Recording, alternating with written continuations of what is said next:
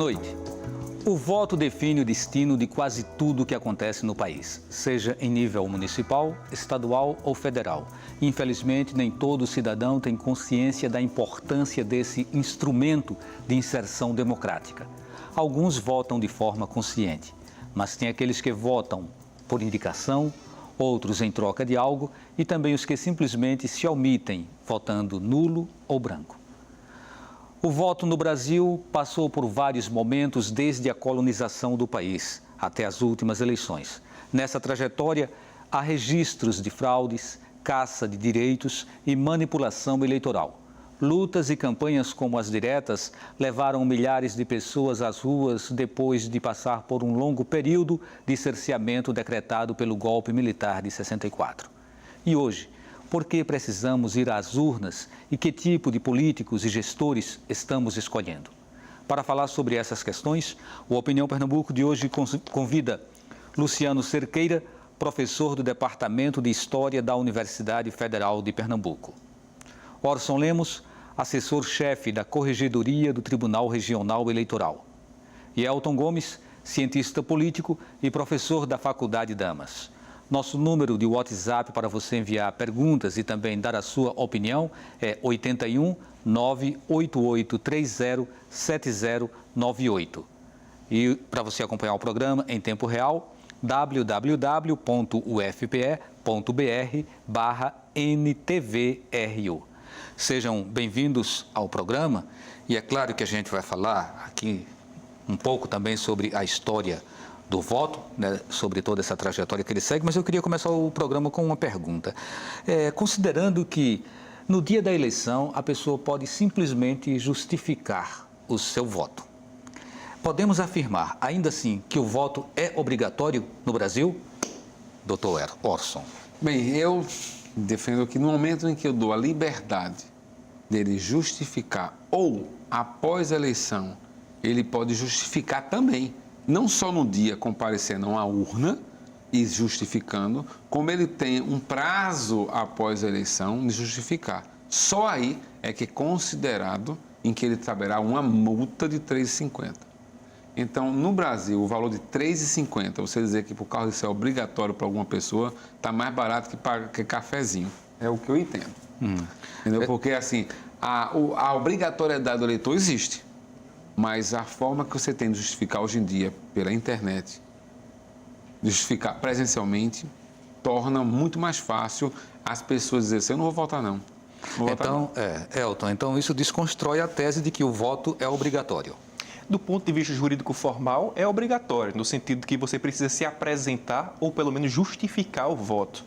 Agora, do ponto de vista prático, existem expedientes dos quais os cidadãos podem se servir para evitar votar ou serem, por assim dizer, capazes de conservar os seus direitos políticos e conservarem as suas obrigações sem necessariamente se apresentar às eleições. O que se discute muito no Brasil é o instrumento da voluntariedade do voto, no sentido do sujeito querer deliberadamente sair de casa para participar do processo político eleitoral, a exemplo do que acontece nas democracias maduras, a exemplo do que acontece nos países da América do Norte e na Europa Ocidental, em que o sujeito, se assim o desejar, pode ficar em casa, não participar do processo político eleitoral.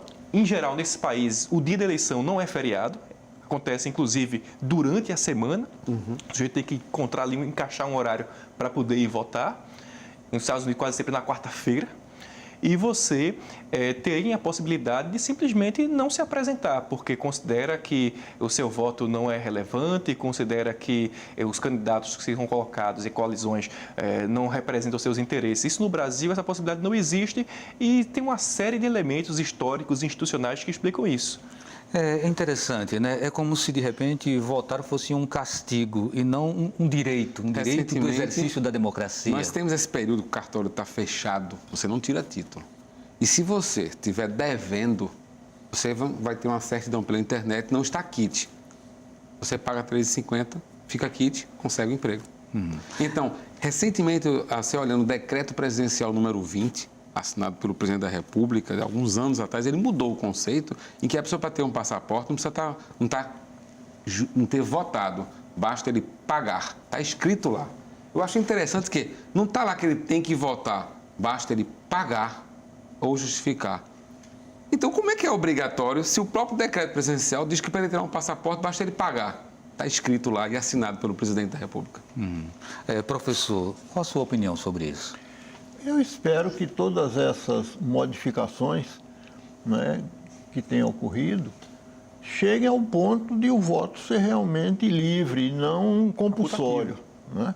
Porque é a esperança que eu tenho, porque uma verdadeira democracia, o voto não deveria ser obrigatório, entendo eu, né? Apesar de que na antiguidade, quem não gostava de participar de política na Grécia Antiga, os gregos chamavam de idiotas, né? Muita gente hoje diz, eu não gosto de política porque não sou idiota.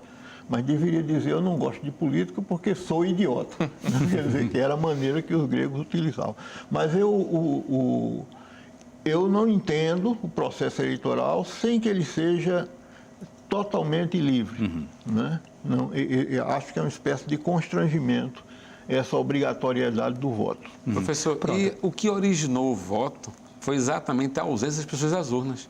Acho que é interessante. Quando era livre no Brasil o voto, perceberam que, por serem livres, só comparecia os do voto de cabresto. E, por isso, tornaram ele obrigatório para tentar ver se vinha mais pessoas para tirar aquele voto de quem pagava. E então, é interessante que a origem do voto no Brasil obrigatório foi exatamente por ter excesso de liberdade e eles não virem. E aí, estudos eu já vi uma vez, estudando que se hoje fosse livre, 25% do eleitor compareceria. Então fica mais fácil manipular. Pegando o gancho exatamente nisso aí e, assim, tentando trazer de volta uma pergunta que eu tinha feito lá, acho que foi a segunda pergunta que eu fiz, né, sobre essa coisa de parecer um castigo para algumas pessoas ter que ir à urna, quando, na verdade, o voto, ele é uma possibilidade de você fazer uma escolha importante e fundamental para os rumos da sua cidade, do seu estado, do seu país.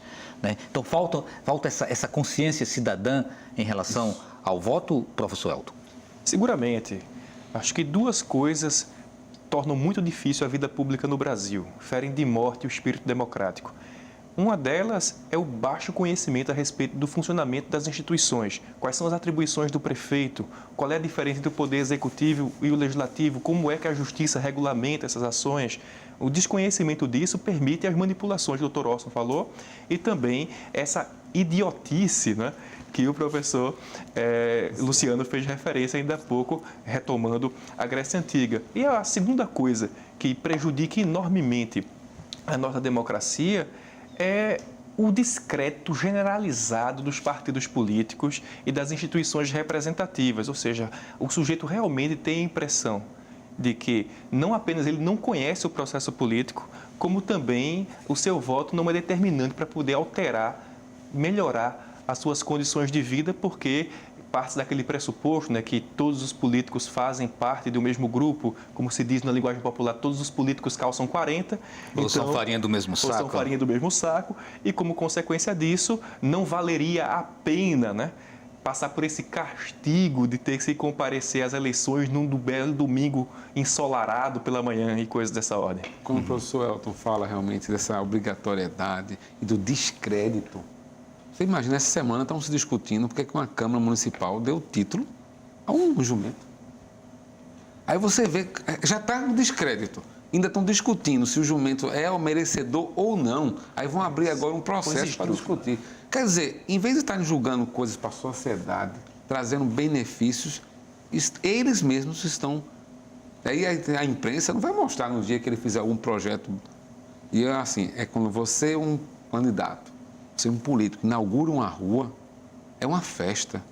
É a mesma coisa, eu achei interessante essa frase, que você bater palma para o caixa eletrônico quando tirar seu dinheiro do banco. É uma obrigação dele. Professor Luciano, em que momento começa a história do voto no Brasil?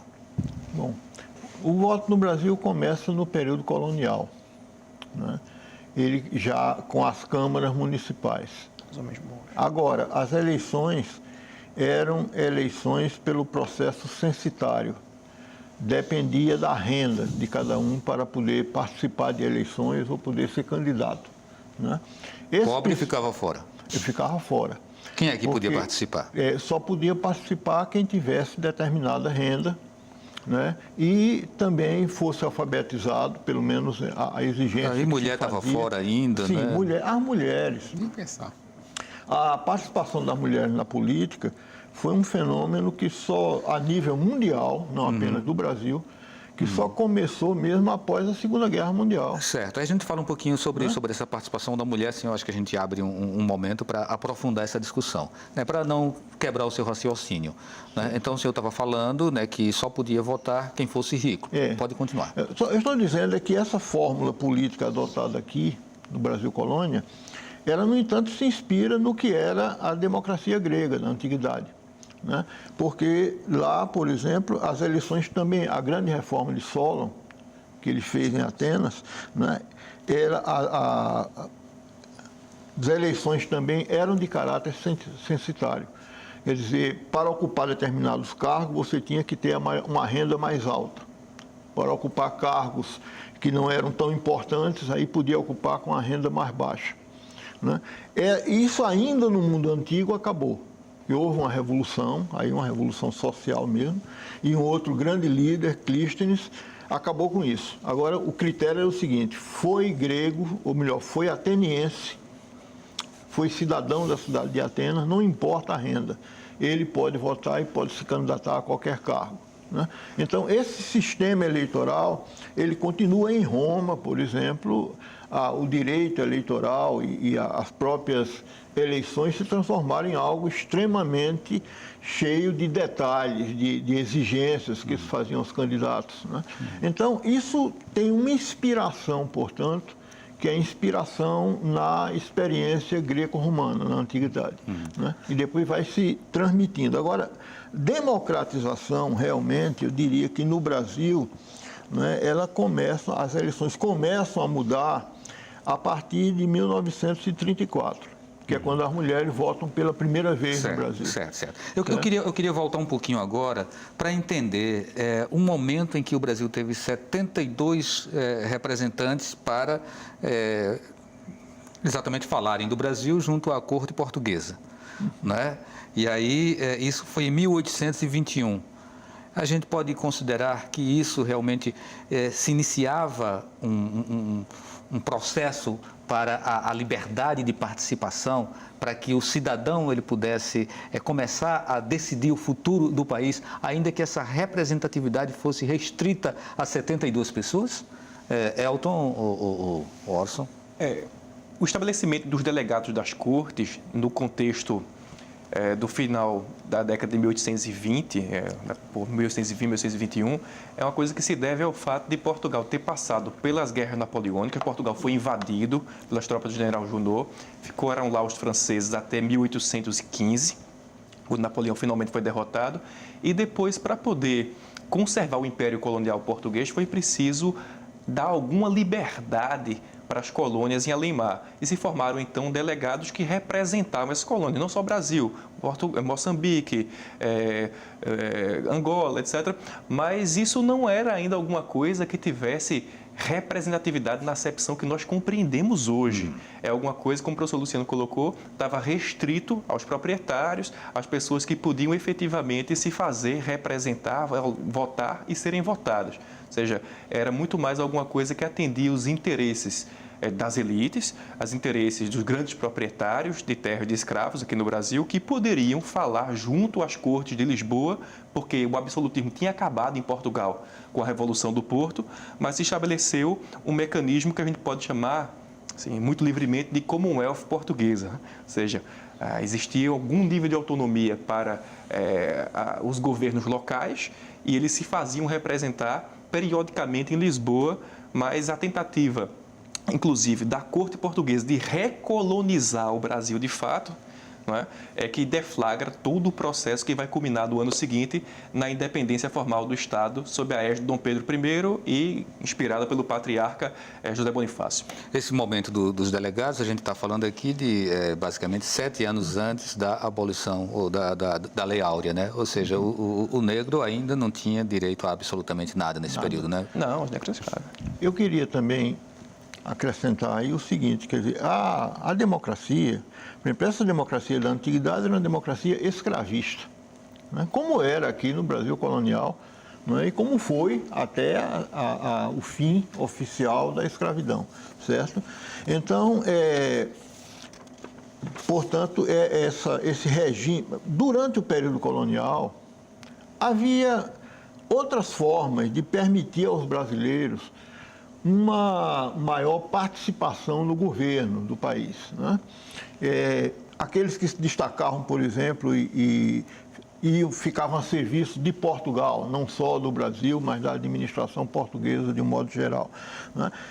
Figuras como José Bonifácio, por exemplo, que era conhecido principalmente como mineralogista, não tanto por ser político, né? E percorreu boa parte da Europa, fazendo depois um relatório sobre as minas, principalmente na Alemanha, porque era um cientista também, né, pensando no futuro do Brasil, né, e que, portanto, era prestigiado pelas autoridades portuguesas. Outra experiência interessante que concorreu... Vamos fazer o seguinte, vamos deixar essa outra experiência para o próximo bloco, professor, que o pessoal está pedindo para a gente chamar o intervalo, aí a gente dá sequência a essa sua fala, pode ser? Ok, então a gente volta daqui a pouquinho falando sobre o voto, direito e cidadania.